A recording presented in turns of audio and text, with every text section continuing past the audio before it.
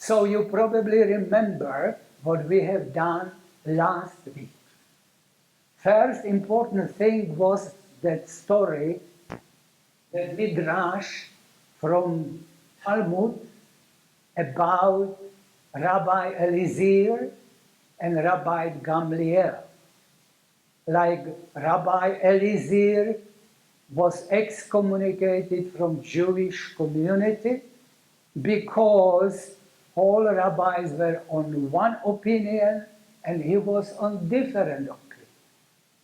And story says that really heaven confirmed that Rabbi Eliezer was correct in spite of that, because all other rabbis were of different opinion and he would not agree with them, so he was excommunicated. And he spent the rest of his life basically in seclusion in his house, living only with his wife and his 2 dogs. I added, of course, those 2 dogs because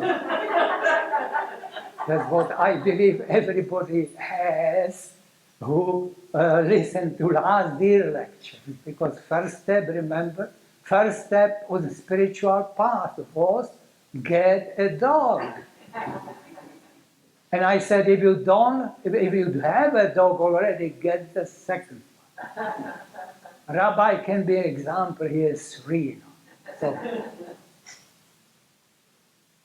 So that was first thing which we have done and which I consider to be important, because I said I consider to be an unfortunate happening for Jewish people. Because from that point on, what decides what is halakha, what is Jewish law, is vote of majority of rabbis, not voice of heaven. So I believe that's something when Judaism lost, this direct connection to divine. Second thing which we have done, I said I would present like 10 basic principles of Kabbalah. And if you remember, first principle was existence of one God. And that you will have no other God in addition to him or instead of him. So that one God.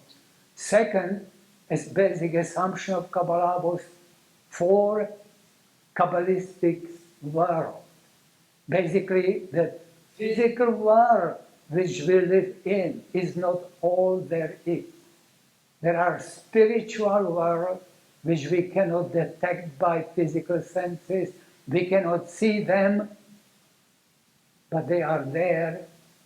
And our physical world is the lowest part of the sequence of various spiritual worlds. That was second thing. Third thing which I listed was existence of angels. We have said that the angels are not those nice-looking beings with wings, which fly everywhere. No, they are just an area or bulbs of condensed spiritual energy. They are spiritual entities.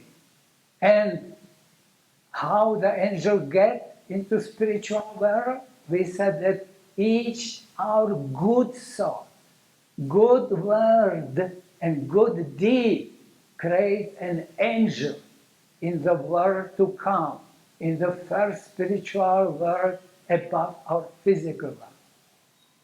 And this angel affect back to us.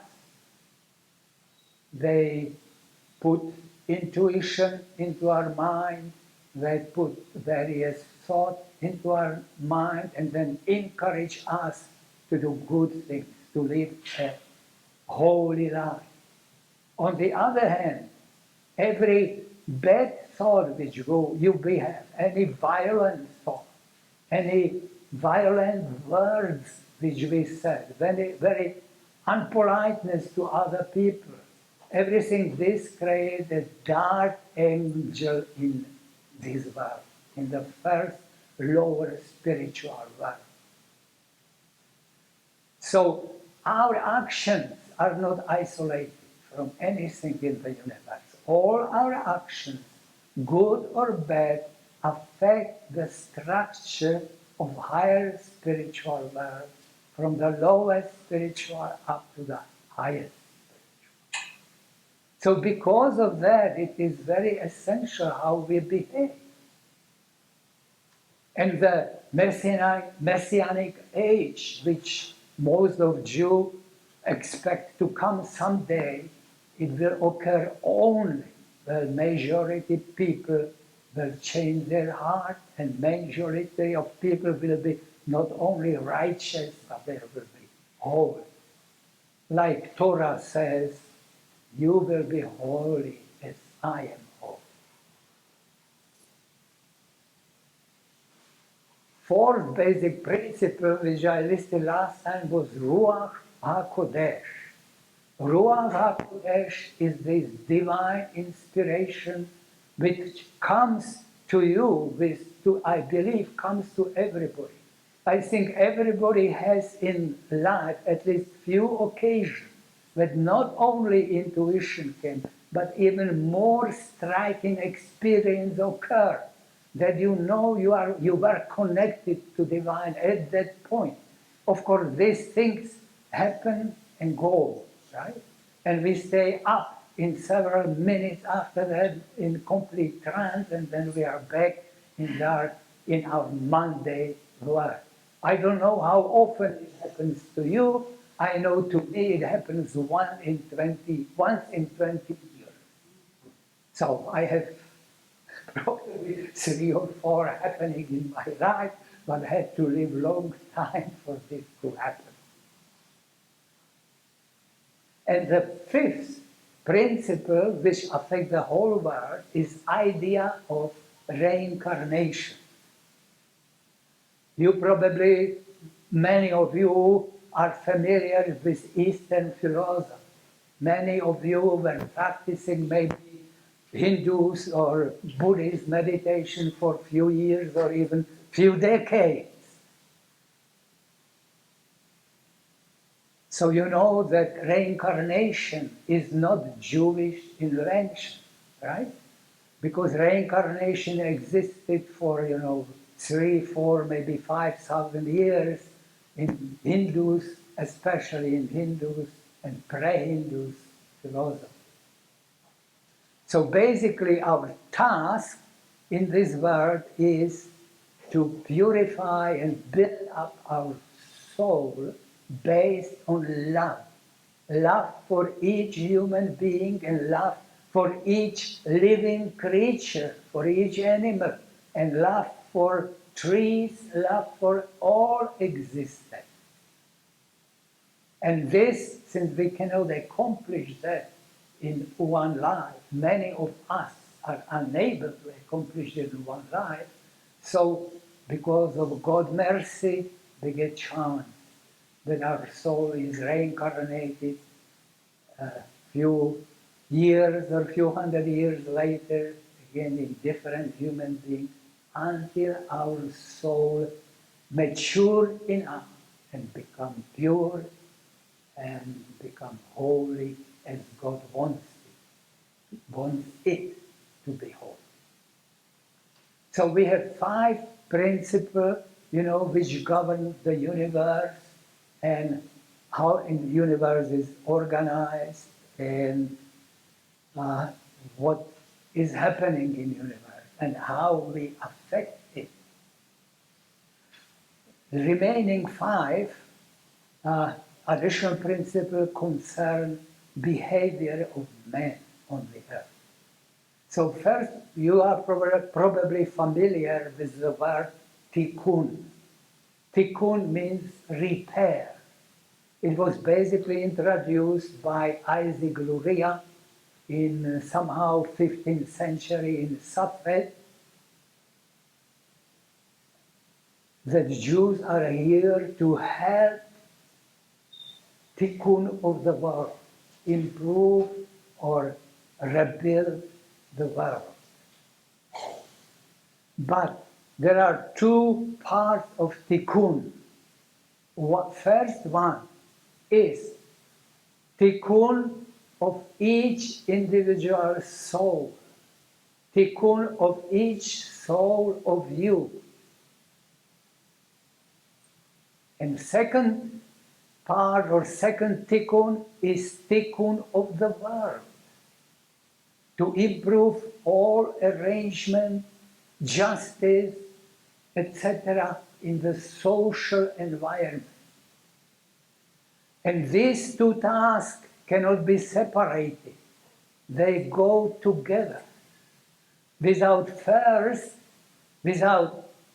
repairing individual soul of people, you cannot do repair of the world. Today, many organizations, including some Jewish organizations, are trying to introduce social justice without trying first to improve soul or holiness of each individual person. And this cannot be done. They tried it, maybe even on a Jewish idea. You know, probably 1917, great Bolshevik revolution in Russia, what became Soviet Union. Idea reported in or described in Communist Manifesto. Communist Manifesto was written by whom? By Karl Marx. But a Jew, yes. Karl Marx has two grandfathers, as each of us has usually two grandfathers. And both those grandfathers were rabbis.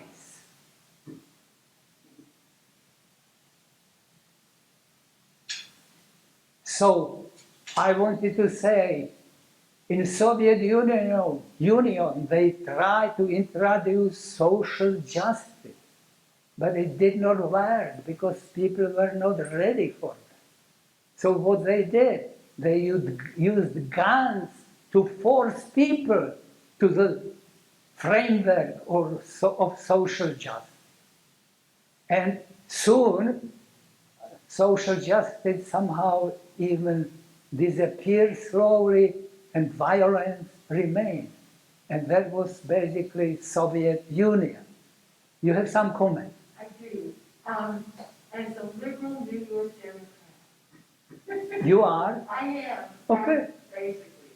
And I think that the efforts at making sure that people have a comfortable, safe place to sleep and food to eat, get them off the streets, educate them, their children, whatever, led to them being able to develop so that they could take a contributive part of society and help repair the world. I don't think it's a lost concept.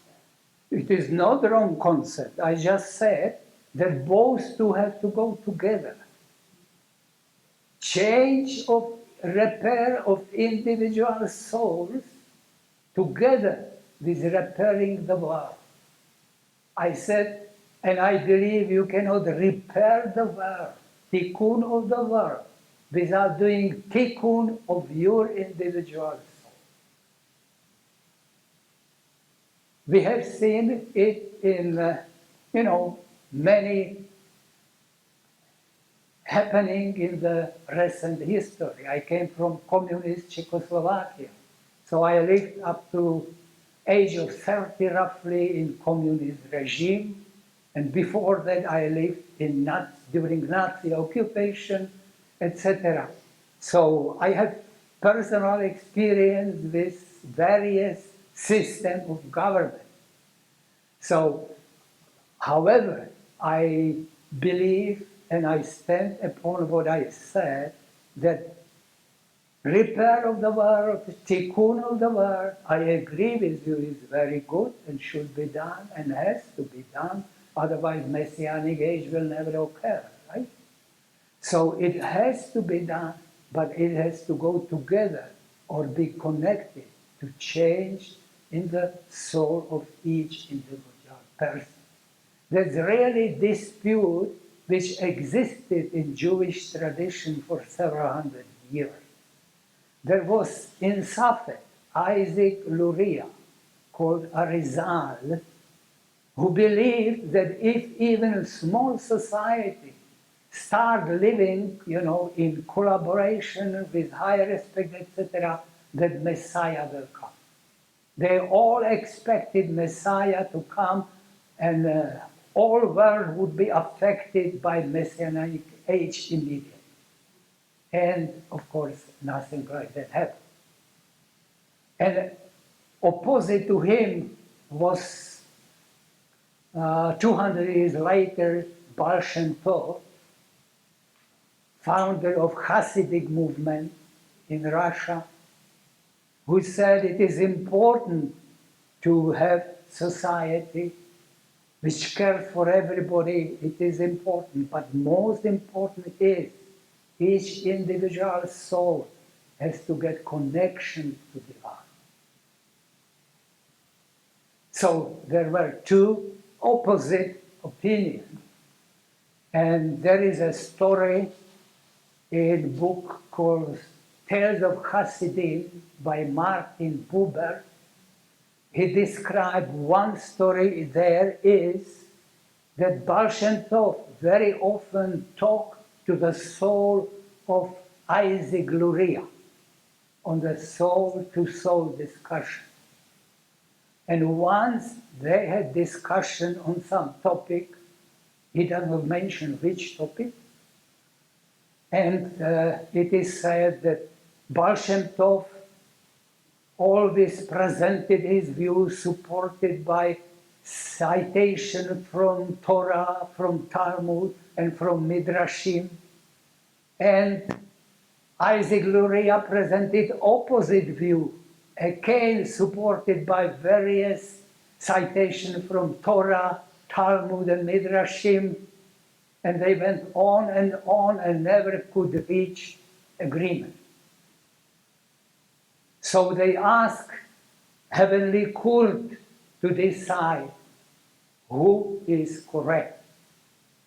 And there was one student who during the discussion, who during this meeting when it happened, fell asleep, and he had a dream. And in dream he saw this discussion between soul of Baal Shem Tov and soul of Isaac Luria, and finally voice declared Baal Shem Tov is right. So for me it is indication that it is all right. First try to change yourself before you try to change the world. I know that, some people may disagree with me, probably many do. I know that especially Reform Judaism is very much, on the side of social justice, etc. I read somewhere just recently, one rabbi wrote that Reform Judaism in the United States is like Democratic Party just with Jewish holiday added. With what? That Reform Judaism in US is like Democratic Party with Jewish holidays added. Okay, yes. I just wanted to add that Franz Kafka famously said that the Messiah will only come when we no longer need him. That's correct. That's Franz Kafka, Yeah. who, by the way, was living in Prague, just by the Kacharos Bridge, with view on the river. I think that's often, read as being Franz's, ironicism and negativity, but I think that it's really a very profound statement in terms of what you're saying. That's basically us saying that Messiah will come only when we fix everything what should be fixed. That we cannot wait for Messiah to come. We have to do it. Only then Messiah will come. Do for ourselves, not for the Messiah. there is also discussion and different opinion. What is Messiah, right? Whether it will be one singular person, and another opinion that it is basically consciousness bubbling through all of us. That's Messiah coming. And in this sense, hopefully Messiah started coming at least as maybe 1 foot in this world, and later it will be more than that. Okay, so I said 2 principles which man has to do, which are tikkun of the soul of a person and then tikkun of the world. Both has to be done together, probably simultaneously, but individual soul cannot be neglected. Next one is anger.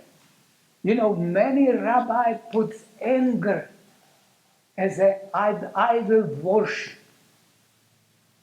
They said anger is the most important thing to remove from your soul, and it is really cause of all evil which exists in the earth. Some Jews have opinion. They said there is justified anger. No, there is absolutely no anger which can be justified. By definition, anger is psychological state when you lose hold on your consciousness. You lose completely hold on what you are doing, what you are saying. Everything becomes irrational. I know there are many rabbis who teach that some anger can be justified and help change things in the society, etc. I said no. Strong disagreement is justified, but without anger. Strong disagreement, and then put effort to change what you think is wrong. But anger, some rabbis say that anger means you don't trust God. Something happens and you don't believe that it is a result of God's wish. And you consider it to be wrong. And you think that you know better than God how things should have happened, how things should have been arranged. So Rabbi said, this shows that you believe that you know better than God. Because many things which happen, we don't understand why they happen, right?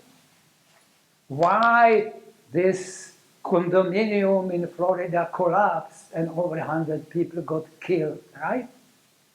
Why disaster in Meron in Israel happened Thursday in April this year, and 45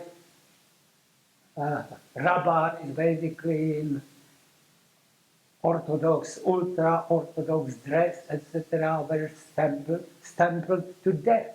They just died, basically killed not by some terrorists, killed by other Jews, basically walking over them. We don't understand why this happened. And I believe some people try to figure out. Some rabbi basically make a statement why this happened and this happened and this happened, depending, of course, on whether they are ultra-Orthodox and progressive. The best thing I read, at least, why Meron happened, that women were not modest enough. Second best was that Jews did not wash properly their hands before eating. Of course, to get meeting of 100,000 people in facility where security said that it was safe for 10,000, having that 100,000 people, of course, is basically cause of disaster. But even that, however, did God have the power to prevent that disaster? I believe yes, he had the power to prevent it. I believe that God basically rules in this world, that things happen with his, if not arrangement, at least with his permission. So question is then, why God did not prevent it? Did he want to tell us something? Did he want to tell ultra-conservative Jews to tell something? Of course, Jews, ultra-conservative, say no, we cannot understand why it didn't happen. That's beyond our understanding. I think that's a simple way up, that people don't want to analyze and try to find out why disaster happened. Okay, so we were at anger. So it started with Maimonides, who said we should be middle path with all characteristics. We should not be over ascetic, we should not overeat on the other hand, etc. We should be in the middle path with everything except anger. He said anger should be completely eliminated. And it is very difficult thing to do. And I want to give you homework. You see, rabbis say it is not good to try to become holy suddenly with everything. You have to see what you are doing wrong and pick up one thing, one characteristic, and work on that one characteristic for 40 days. Watch yourself carefully that for 40 days you will not do that which you want to eliminate from your habits. And the first thing should be done like that is anger. I don't ask you to do it for 40 days because we have just 2 more weeks left. Do it for 7 days, please. Try each day not to get angry. And watch yourself carefully. And if it happens that you get angry, try to see what led you to that state when you became angry. And then, when you observe how it starts, then it is easy to eliminate all this process. Because next time you notice that you are at the beginning, you have the will to stop it immediately and change direction of your thinking. So please, for next 7 days, which is not so many, try to not get angry. And if you get angry at the evening, write it down why you got angry on this day. Just for your record. When you know next time if similar situation occurs, you should not do. So that was like principle number 8, which what I told you, to eliminate anger, one basic part of Kabbalah. And then I want to talk about what Rabbi call righteousness. First thing we should try to do is to be a righteous person. Now, what it means to you to be a righteous person. It may mean different things to different people. However, I think what is common is not to violate any negative commandment. You know, we have a bunch of negative commandments, even among 10 commandments. Just like you shall not kill, you shall not steal, you shall not be false witness, you should not commit adultery, and you will not envy to other people what belongs to them. So there are 5 basic things. A rabbi, of course, instead of 10 commandments, that invented list of 613 commandments. And in those we have 365 negative commandments of what you will not do. You don't have to read them, you don't have to memorize them. It is just stick to basic 5. Okay? You shall not kill. Now here it sounds simple, you shall not kill, but there is again rabbis are of different opinion. Some say you shall not kill, other rabbis say you shall not murder. You shall not murder means, you plan to murder somebody and you work on that. But you shall not kill, they said that's like, for example, a war, when people kill each other, that's different, and so on. So, what is written, according to my understanding, is you shall not kill. In Hebrew, the word ratzach means both to kill and to murder. It is usually translated in both possible ways. But in old Israel, there were these refuge cities. Refuge city where if somebody killed by accident somebody else, so that his family cannot revenge and in revenge kill him, so he could run and live in so-called escape city, safe city. And it is clearly that this is city for those who were ratzach, who did ratzach, which is to kill. Obviously, it was not for those who murdered somebody. Who murdered, he has to go to court and be punished, etc.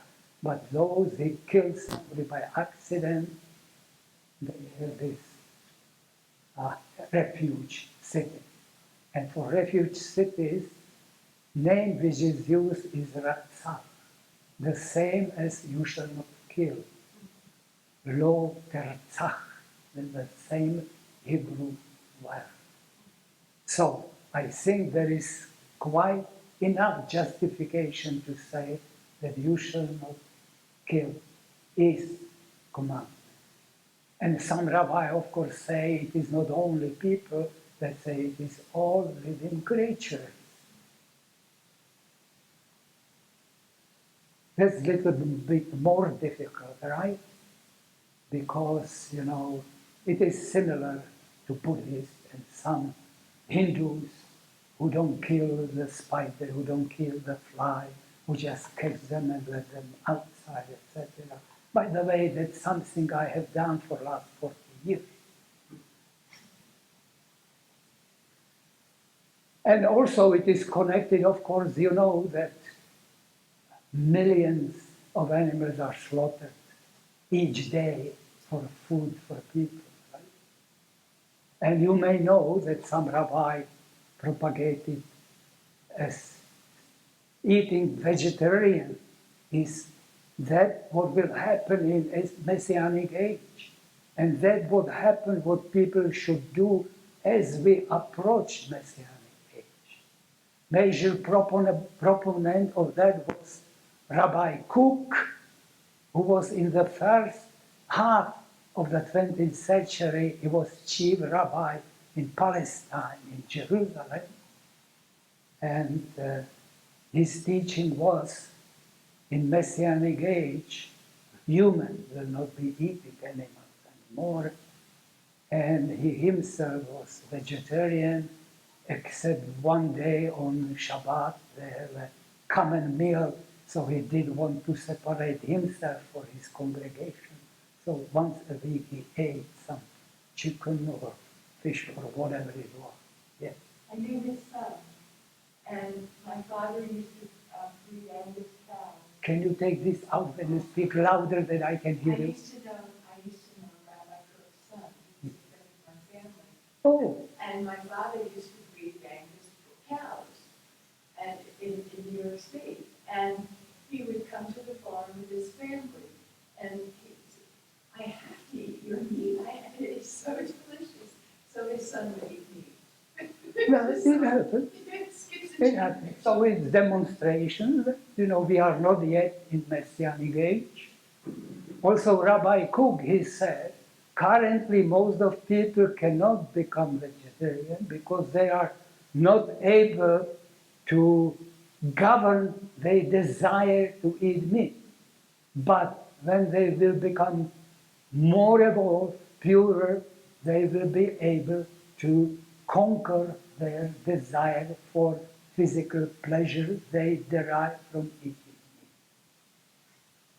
So I am not advocating you should become vegetarian, but if you want to contribute to acceleration of Messianic age to come earlier, each step counts.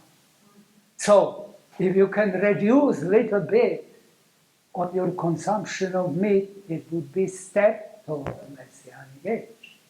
Of course, if you feel you are strong enough, healthy enough, and don't eat meat, etc., that would be fine too.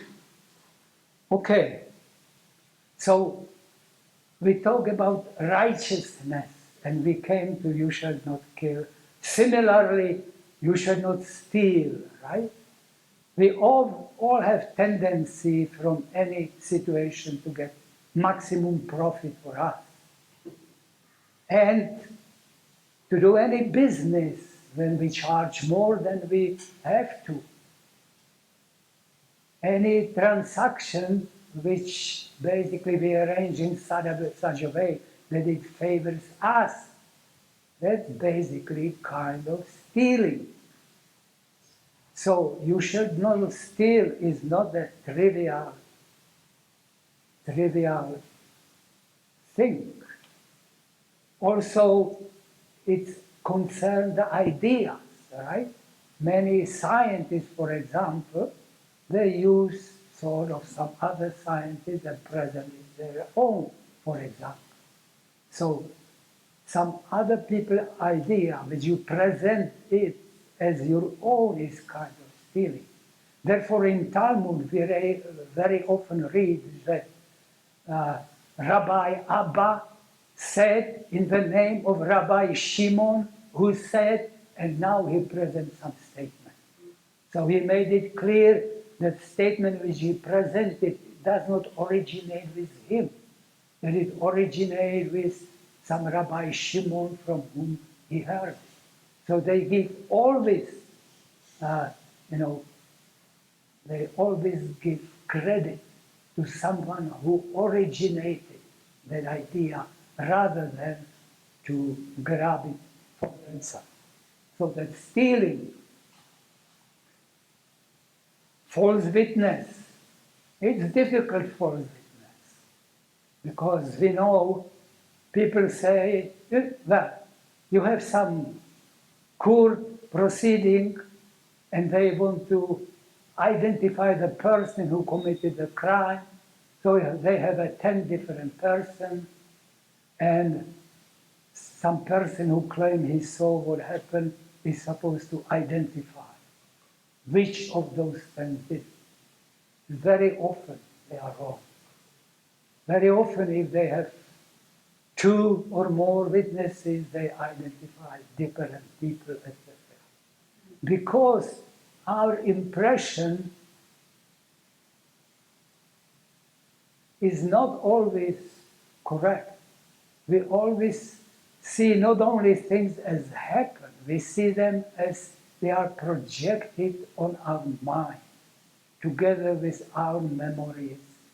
And it's a complicated process. It is not easy. You say, I saw it with my own eyes.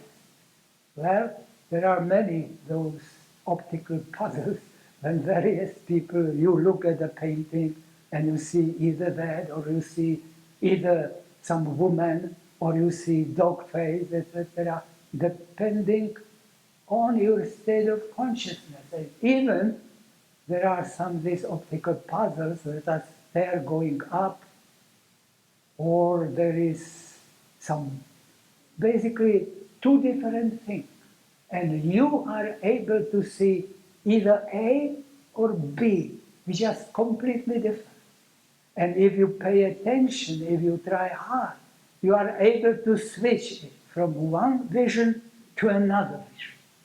For seeing in the same painting, think A or see completely different thing in that painting.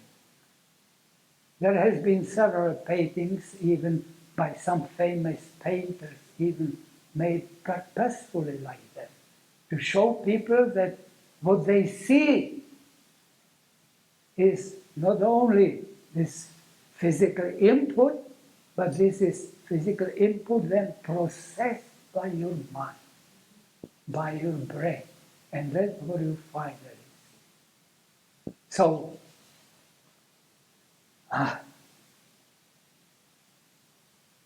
so that was, Number 8, it was 8, right? yeah, that was, yes.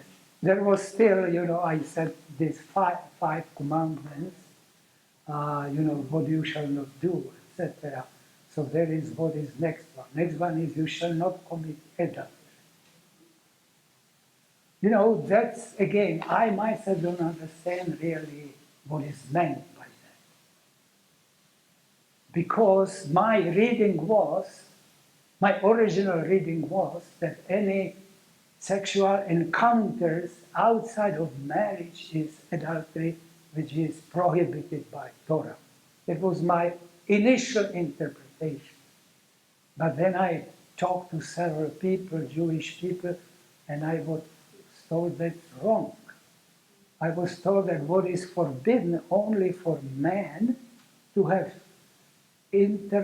sexual intercourse with woman who is married to somebody else.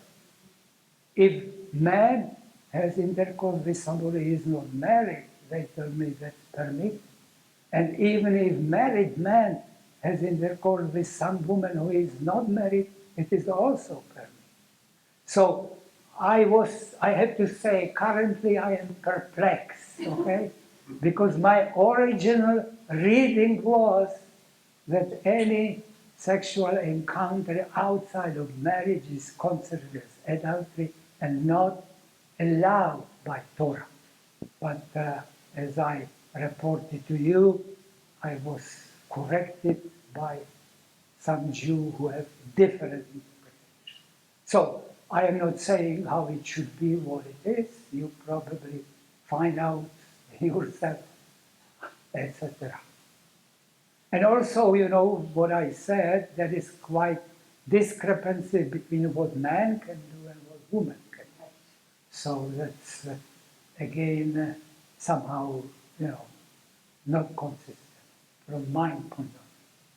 And the last one is, you shall not envy. Well, that's basically our desire to steal, our desire to possess, our desire to have everything, etc. And it is kind of idolatry again. Idolatry does not mean worshiping other gods. Idolatry means considers anything to be more important than God for you. If it is more important to get bigger house than your neighbor has, that's idolatry. If your goal is get a bigger car than your neighbor has, that envy, that's idolatry. So idolatry is not only worshiping other gods. Worshiping anything in this physical world or whichever world which is different from God. So this, I gave you 10 basic principles which I did use just for my own information from various writers on Kabbalah. Now you may know that basic book currently on Kabbalah is supposed to be Zohar. You heard, I believe, by Rabbi first lecture about Zohar, that it was written very likely in 13th century by Moses de Leon, and he just claimed that he found all manuscripts written in the year about 100 by Shimon bar Yochai. So I don't want to discuss origin. I believe both are okay with me, both are fine. I don't think it's not worth to dispute who wrote Zohar. I believe what is important to understand what is written in Zohar and what can apply to us. So among many other things which Zohar says is how to study Torah. Zohar says you have to study Torah on 4 different levels. You have heard again a week ago in the presentation by our rabbi explanation of the name Pardes. You remember? Pardes means orchard in Hebrew, and it is acronym for 4 first letters of 4 words. First one is Pashut, which means literal interpretation, simple literal interpretation. When you read Torah in Pashut mode, you basically listen to it like children are listening to another story. He went there and this happened, he did this, etc. So there's a simple way, Pashut. Not that Pashut will not be important. It is important, but it is just one of the levels of Torah. Second level was Remez. Remez was like kind of homily. What you can learn from the story for yourself, what you should do, is really what various preachers, even in Christian churches, are doing, like presenting sermons on some verses from Bible.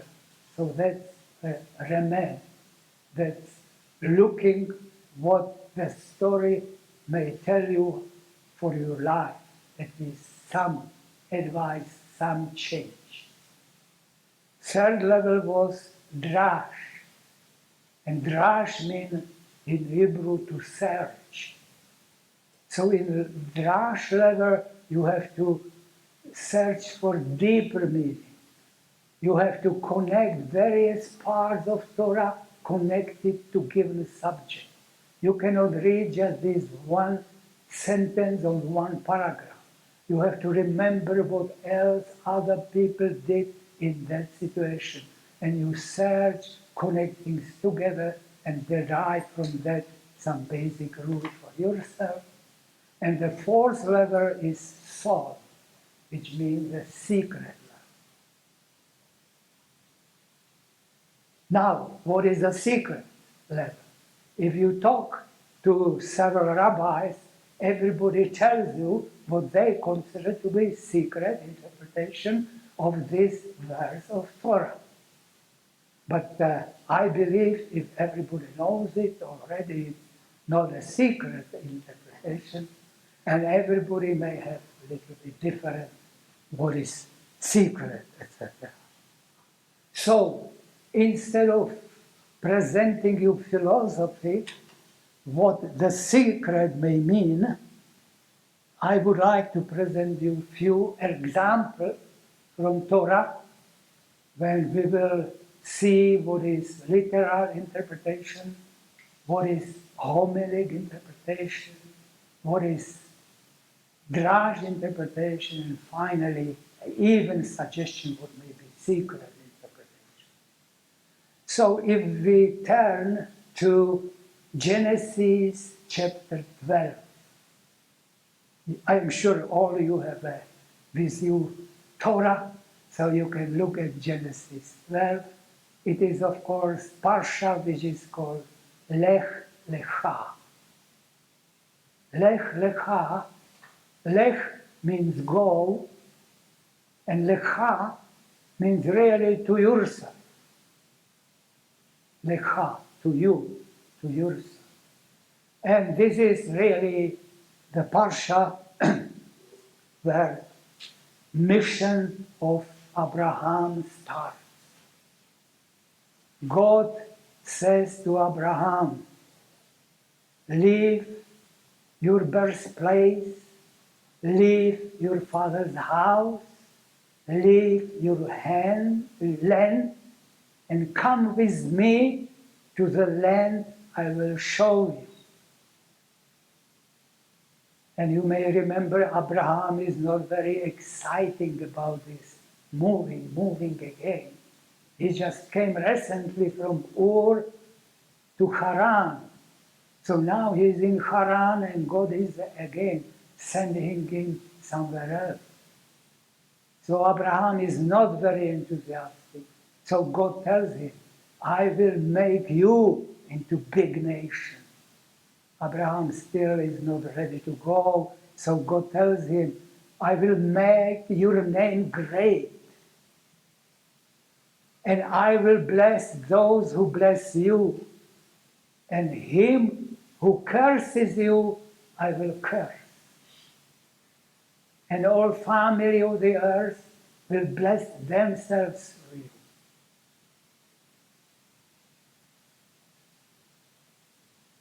So, what is Pshat interpretation?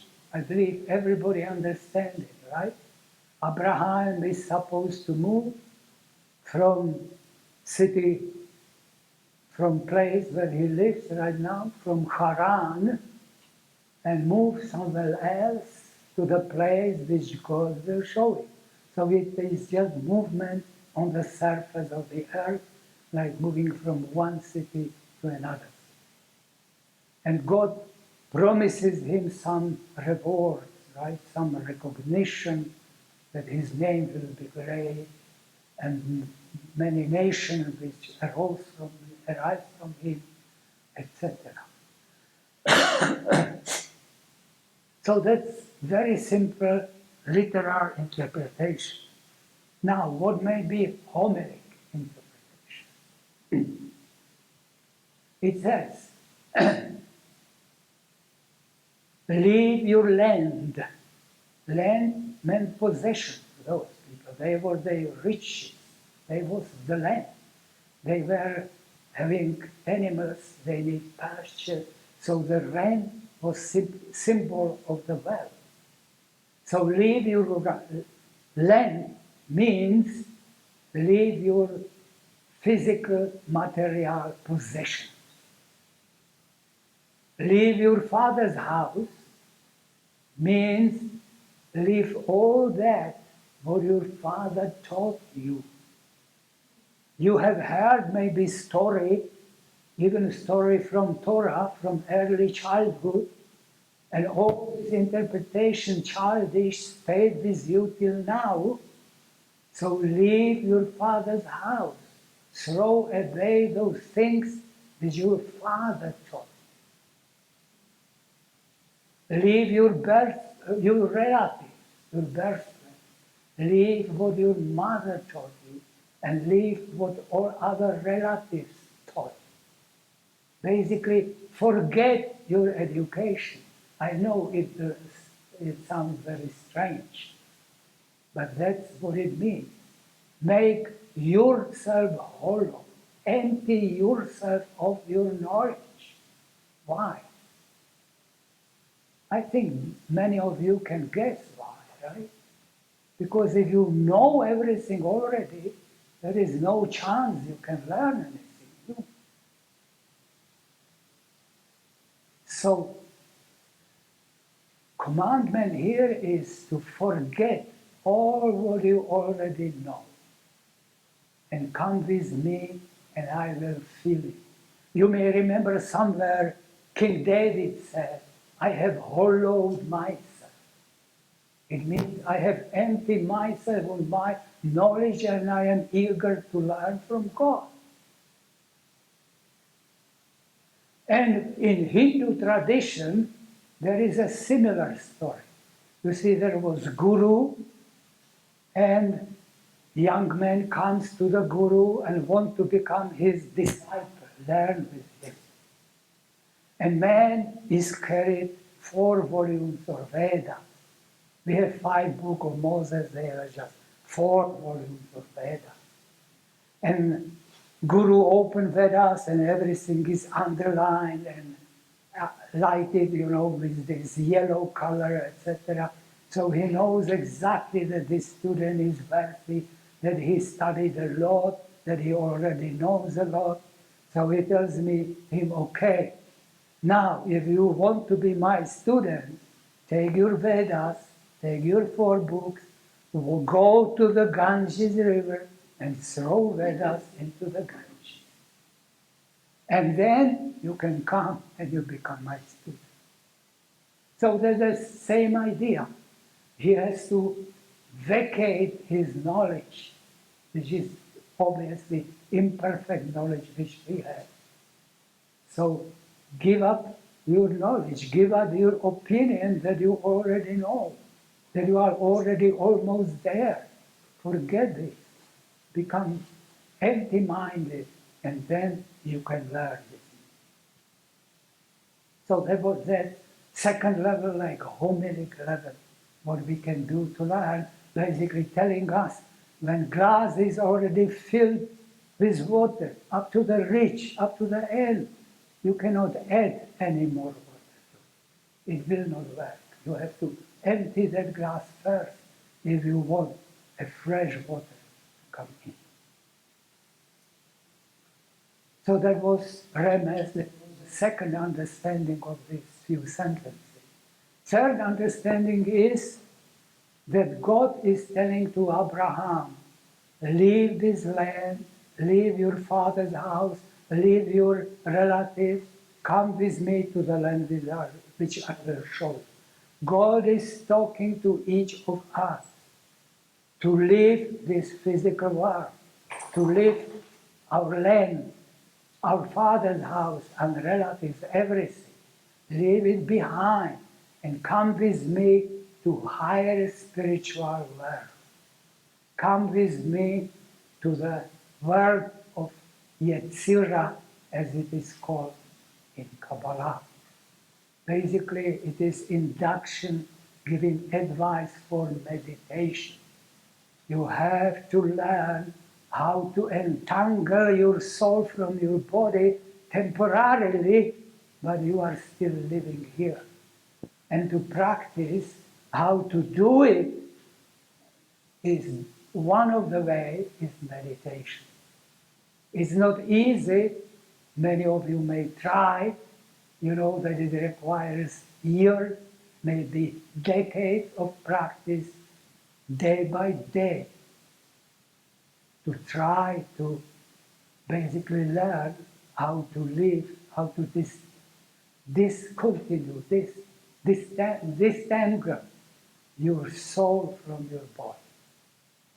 So this is the third level of. And fourth level, I don't want to say, by the way, which level is what. I am saying just 4 different levels.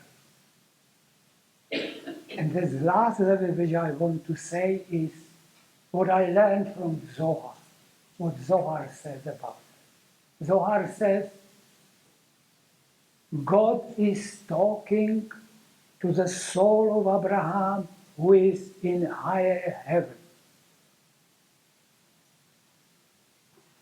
God created all souls of people who will ever live on the earth at the beginning of creation. And these souls are stored into storehouse of souls, which is in the world of Berea, and they are waiting there for their time to incarnate. And one of those souls is soul which became later Abraham and Abraham. And God is talking to that soul, leave your land, leave your world where you are right now, leave your father's house. Here you are close to God, to me, but leave that house. Leave your relatives, other souls which are there, with whom you feel like one. Leave them and come with me to the land which I will show you, which is down to physical world, to incarnate a definite body which becomes Abraham first and then Abraham. So according to Zohar, this, what I said, is God speaking to soul of Abraham, trying to induce him to go from heaven to the earth, to experience and to become strong through all this suffering, which we know what is happening in our life. And soul is hesitant, right? Soul is happy where it is. It is like little child. Go near to the father, leave to other siblings. Why should I go down and learn from the beginning? I will be completely lost at the beginning. I will not be able to do anything, right? Why should I go down? I can do something wrong. Leave me here. And God is saying, no, come down. It will not be so bad. I will make your name great. I will basically bless those who bless you, and you will be father of great nation, etc. So finally Saul agrees to become a little baby which doesn't know anything, which forgets everything what it knew while in heaven, and will start learning from beginning. So these are 4 levels of one same story. And I don't know what is your experience, but my experience is from various places that preachers in various churches and rabbis mostly teach it on ground level and little bit on homilic level. I am not saying it is wrong. It is correct because it's the rabbi's duty to teach all people, and simplest people who are the first time, they may be interested in literal interpretation and a little bit of homilic, etc. But Zohar is saying each human being eventually has to understand Torah on all 4 levels. And it is not easy, let me tell you. It is like you have orchard of trees. Ground level is when you walk on the ground. On the ground, you walk freely from one tree to another, right? There is no problem. Just go few steps, and you are from tree A to tree B, etc. But if you climb on the tree up, and you are now at the top of the tree, it is more difficult to get to top of another tree, right? You cannot walk. What do you have to do? You have to descend, and only after that, walking on the ground level, you can ascend. You have to get down from the tree to the ground level to literal interpretation. Then you get to another tree, and only then you can again climb up to get to the top. You understand the picture? If you are on the top of tree, you cannot get from one top to another. You have to come down. And by the way, I realize right now, in Exodus, when God gives Moses 10 commandments, one sentence before that, he said to Moses, descend, and then you can ascend. And he said, you and Aaron.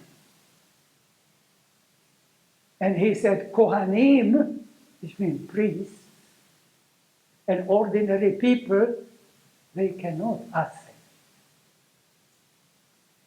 So that's kind of puzzling, but that's what God tells Moses.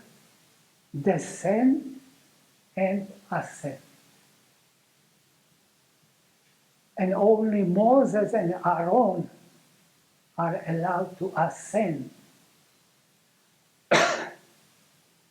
And you may wonder, I also wonder what God said, Kohanim, which means priests, and ordinary people, they cannot ascend. They said they cannot ascend unless they send me on fire. They send my anger against them. So, there is explanation, basically. If you want to ascend, it is not simply to try to figure out what various paragraph means for various sentences of Torah, means on the soul level. It is not enough to understand. You have to do, right? To study Torah means to study and do that what you understand. So, and if you don't do it, like ordinary people, and God said Kohanim also, you cannot come up. If you come up without doing things at the same time, you will ignite my anger against you. Yes? Couldn't that be just a commentary on the corruption at the time among the priesthood, among the ordinary people, and that the only two pure souls were Moses and everybody else just lost their mind? I believe there are all people gathered, and God talks to Moses, and the rabbi said that all people heard just first 2 commandments,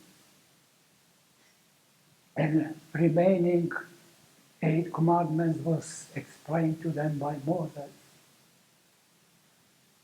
I cannot tell you why it is like that, but that's exactly what Torah said. And one has to figure out even what it means. And I have to admit, I am not quite sure why it is said only you, Moses and Aaron, can ascend. The rest of people cannot, not allowed. And if they try, they will can kindle my anger.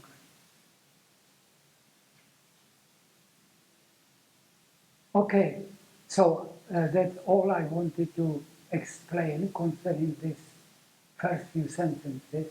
Not really all. This is one more thing. You see, God said to Abraham, I will bless those who bless you.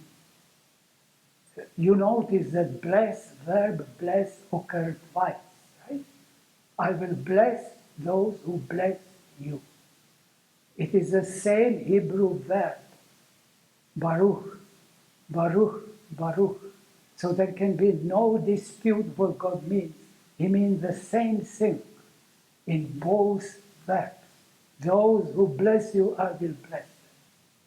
But then second sentence is, him who curses you, I will curse. You see, again, we have in English 2 verbs that are the same, curse and curse. However, in Hebrew, they are not the same verb.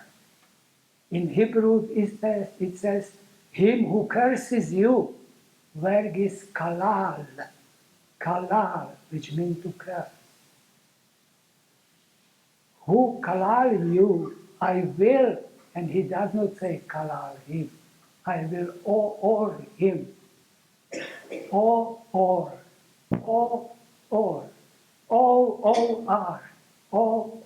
him. Okay? So both have some meaning close to each other, which is like cursing. So in English it is translated as, who curses you, I will curse him. But after follows that all family of the land will be blessed through you. When I read it first time, I said, how family can be blessed through Abraham when they are cursed by God? So I said, there has to be something else. And or means to curse. But first O in Hebrew grammar means future tense, what I will do. It means I and I will do something. And or means light or enlighten, bring light.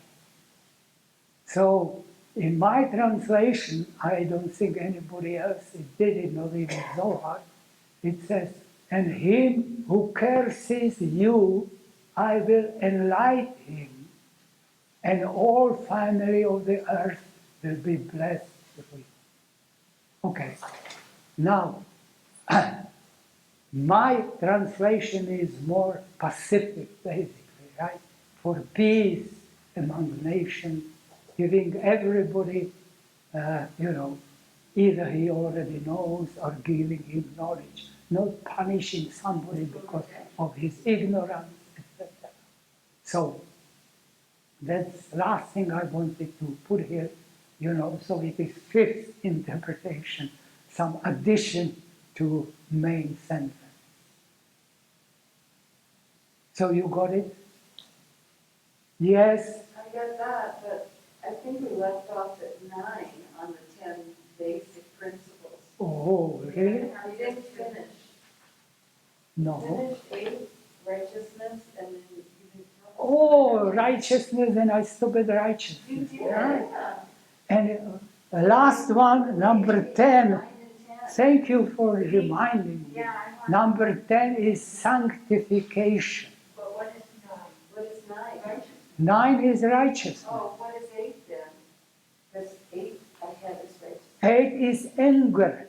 I thought that was 7. I did too. I have Okay. anger, 6 is Tikkun olam. 6 is tikkun of individual soul. That's 6. 7 is tikkun of the world. Oh, okay. Oh, Yeah, okay, we got you. I am sorry, maybe I said them somehow together, but they are two separate things. And then anger is 8, Oh, then we need 10. 9 is righteousness, Okay. and 10 is sanctification. There is a chapter again, Parsha in Torah, which says, Kadoshim, right?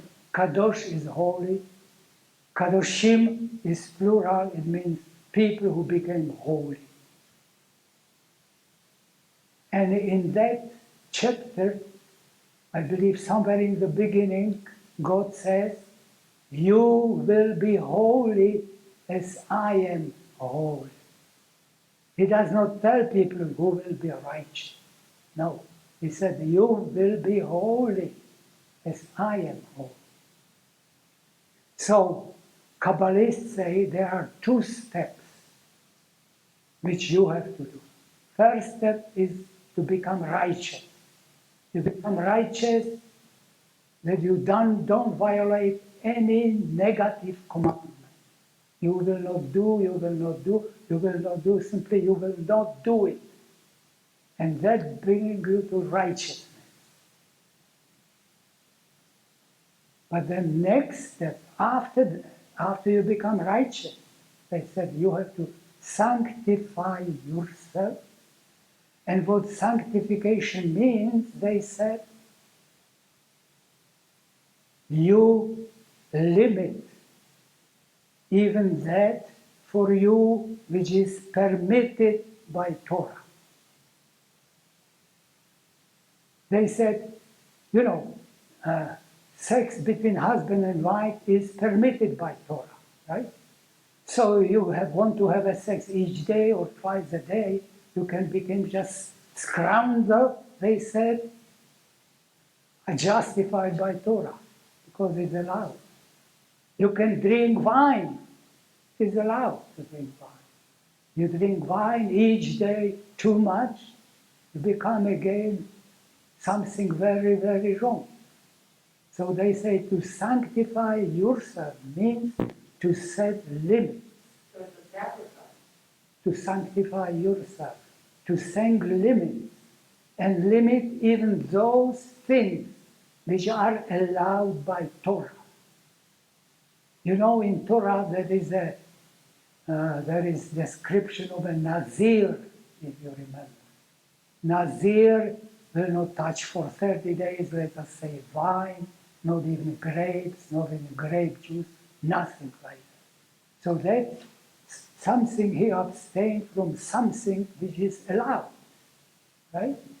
Why you will not be allowed to drink orange juice or to drink wine, etc. So sanctification comes when you start limiting yourself something which is allowed by Torah. For example, eating meat, right? Eating meat is allowed by Torah, but you said, I will not do it. So that's a part of sanctification, for example. Another thing is, basically, you will not do whatever else is pleasurable for body, you abstain from it. So that's sanctification. And Torah said, if you make first step in sanctification toward God, God will make 10 steps down towards you. If you start to sanctify yourself a little bit, God will sanctify you a lot from above.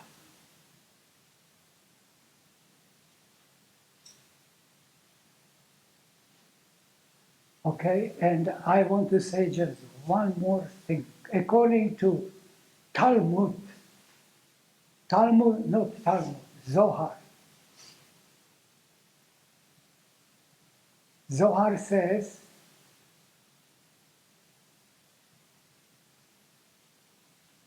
Zohar says, Torah has a outer dress. And dress of Torah are the stories.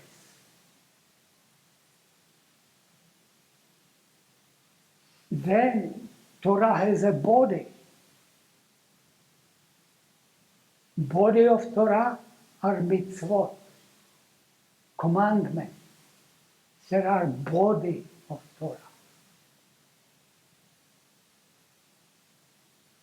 And then Zohar says, but Torah also have a soul, which is hidden under the garment and inside the body. And then Torah has fourth part, which is soul of souls. And of course, Zohar does not explain what is soul of Torah and what is soul of Torah, but that's up to each of us to find out. Okay? Torah is prescription for basically spiritual development. But everybody has to find that path himself. Path is a little bit different for everybody. And it consists, as we said last week, intellectual study, which basically is imagination, how universe works, how everything works, how soul of man evolves, etc. Then we have a meditation, which is just discipline of each of you to start doing, or if you are already doing, continue. And then there is a changing of yourself, which means purifying your soul. And listen, what is that? Yes. I said meditation, and I always start talking, I never stop before the ends come. And you have to do really some meditation.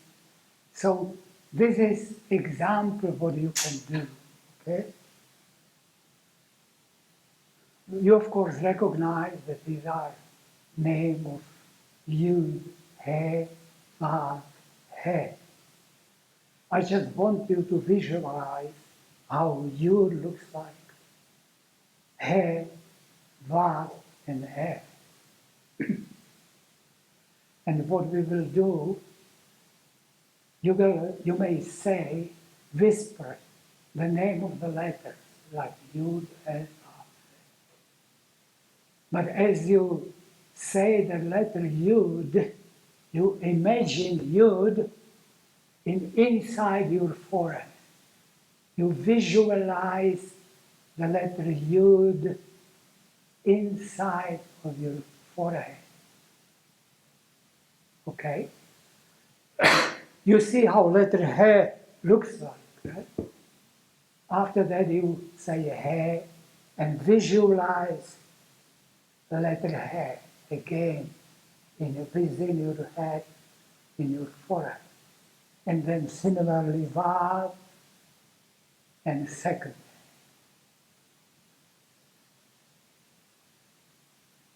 And that's something which you can do yourself at home each morning or whichever time you will choose for meditation. Maybe you can start with 2 minutes. Even 2 minutes sometimes is long. You can start with 2, going to 5. So we will start together, okay? So please close your eyes and say, you, and imagine letter U in your forehead. Then you say, He, and imagine letter He in your forehead. Va,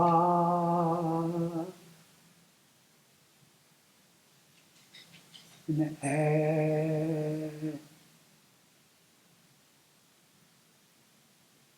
And we will stop here with that, okay? You can do it 5, no more than 10 minutes.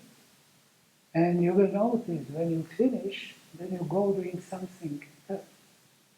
And Yud, He, Vav, He still be ringing in your head.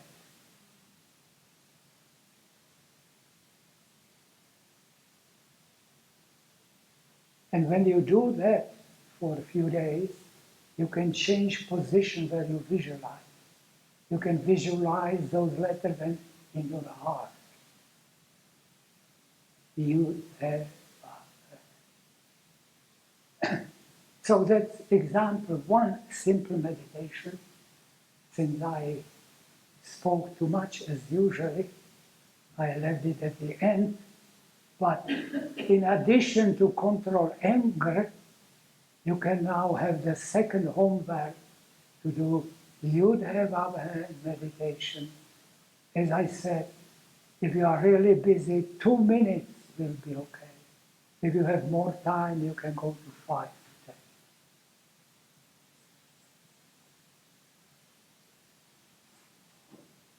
So it is time to end our session.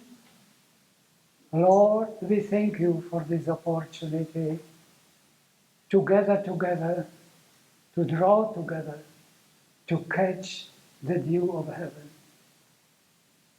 We thank you that you let your veil of heaven to be drawn back, and that your Ruach HaKodesh rested upon us.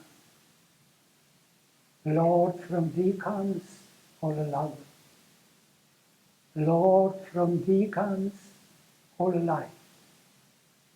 Lord, from thee comes all good. So be it. Amen.